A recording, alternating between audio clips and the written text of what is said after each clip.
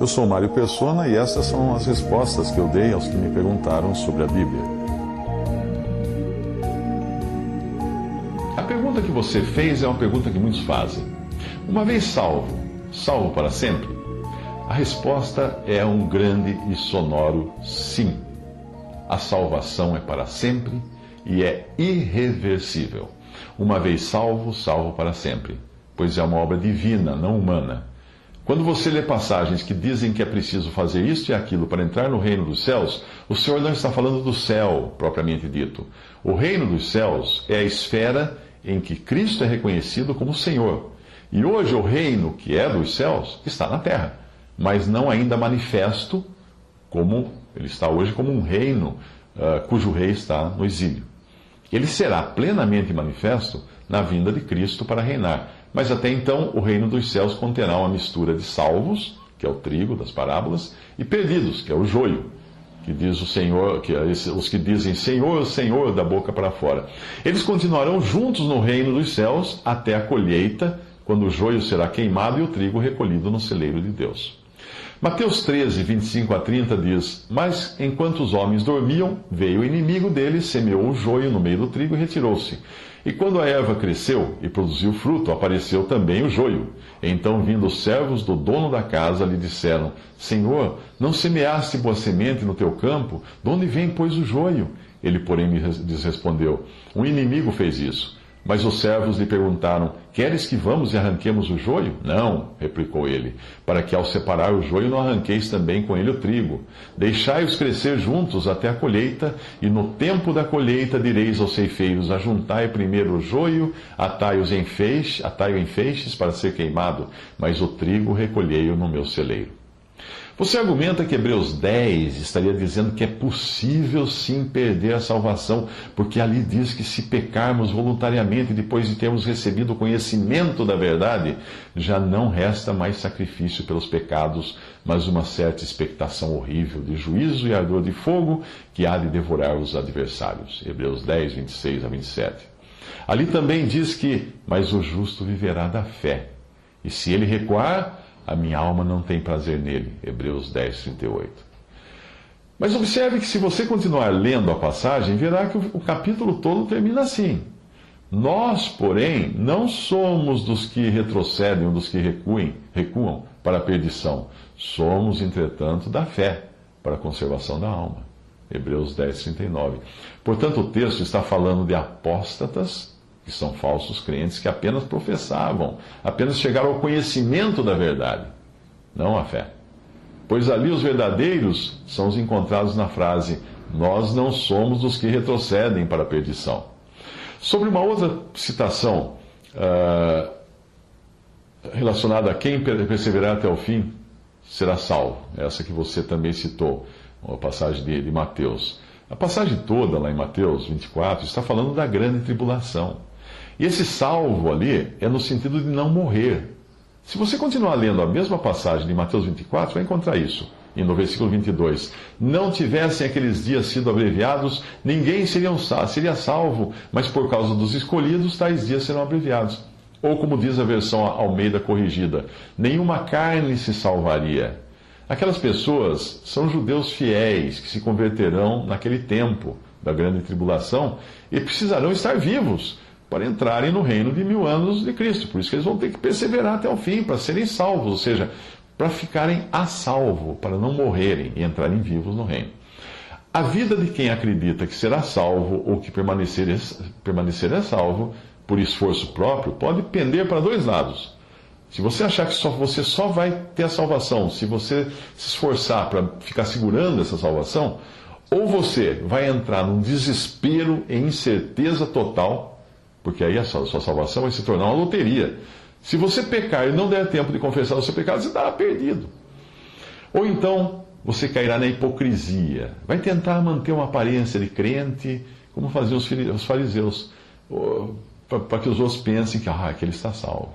O correto é reconhecer que nós não temos condições de nos salvarmos a nós mesmos, e nem de nos mantermos salvos, e tanto uma coisa como outra, nos salvarmos, sermos salvos e nos mantermos salvos, é por graça somente. É Deus quem nos salva. É Deus quem nos mantém salvos. Caso contrário, você iria chegar no céu glorificando a Deus por metade da sua salvação. Para a outra metade, a glória seria sua, evidentemente, que se esforçou, que perseverou até o fim para chegar ali. Não queira crer numa salvação que lhe dará alguma glória por ela, seja por perseverar. Creia que tudo vem de Deus e é para Deus, e que depois de salvo, Deus manterá você assim, porque a obra é 100% dele. Eu realmente não entendo, sabe, eu não entendo a razão de tanta gente querer ajudar Deus na salvação. Será que é porque não consideram-se totalmente perdidas? Ou será que é porque acham que a obra de Cristo foi feita pela metade? Existem muitas passagens que podem ajudar aqueles que olham para a salvação como uma mera conversão exterior, como a do sujeito que levanta a mão na hora do apelo, compra uma Bíblia, vai a uma igreja, dá ofertas e depois fica igual ou pior ao que era antes. Assim é possível. Assim também você vai encontrar muitos que fazem isso, só é uma conversão exterior. Depois a pessoa fala assim, nossa, mas eu conheci fulano, que ele se converteu e depois voltou para o mundo, virou pior do que estava. Claro, ele nunca se converteu.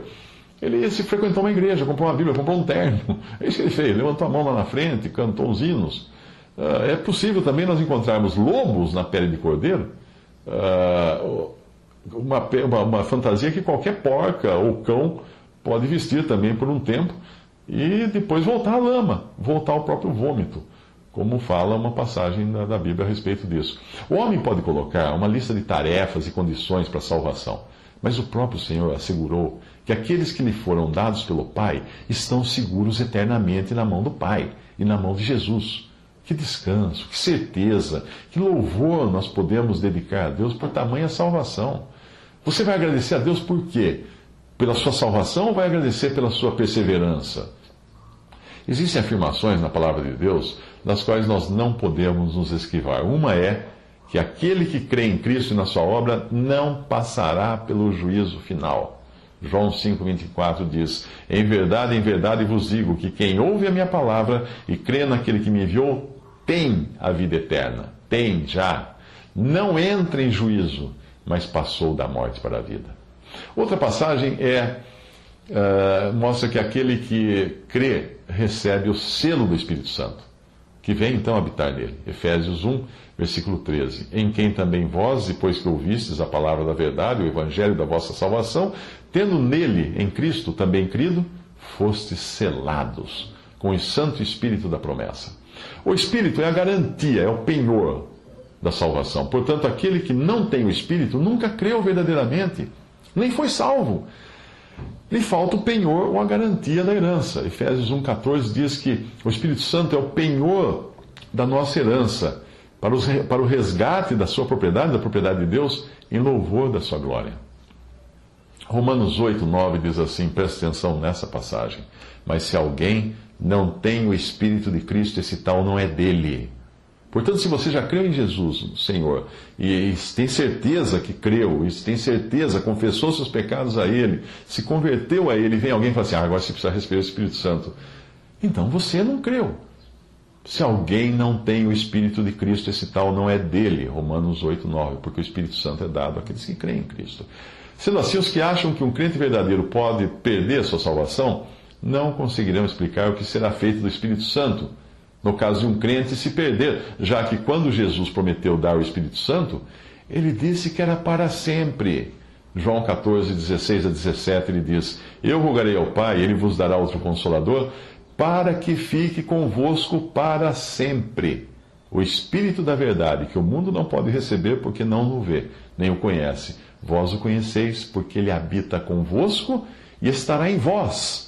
Ele estava explicando ali para aqueles discípulos que ainda não tinham o Espírito Santo neles, porque ainda eles não tinham, o Espírito não tinha vindo descer na terra, Cristo não tinha sido morto, Cristo não tinha ressuscitado, não tinha sido glorificado, ele só poderia dar o Espírito Santo depois que fosse glorificado. Ele está dizendo, aquele Espírito que habitava com eles ali agora, antes de Pentecostes, estaria neles depois de Pentecostes. E a promessa é que ficaria com eles para sempre, que é a mesma promessa dada a cada crente.